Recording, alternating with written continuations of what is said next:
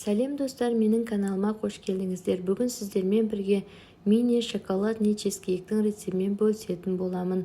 Міндетті түрде видеоны соңына дейін қарап, каналыма тіркеліп, лайк басып, комментарий қалдыруды ұмытпаңыздар. Бізге керекті құрамдары қант, жұмыртқа, ерітілген кофе, шоколадный печенье, темный шоколад, сары май және де творожный сыр. Ең алдымен основамызды жасауға кірісеміз. Печеньемізді блендердің көмегімен ұсақтап аламыз.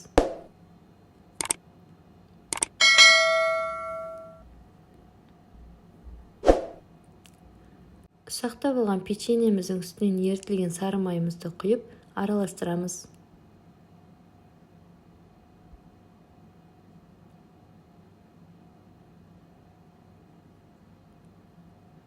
Қолға жабысқақ масса пайда болуы керек. Ендігі кезекте начинкасын жасауға кірісеміз. Творожный сырымыздың үстінен қантымызды салып, миксердің көмегімен араластырамыз.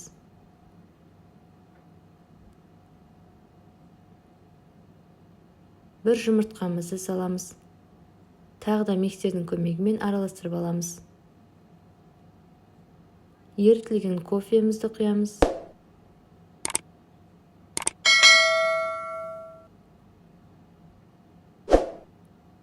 Және де микроволновкада ерітіп алған темный шоколадымызды саламыз.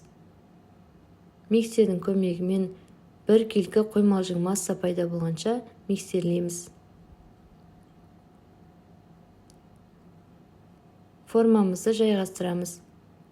Основамызды салып шығамыз және де оқтаудың немесе басқа да заттардың көмегімен основамызды нығыздап шығамыз.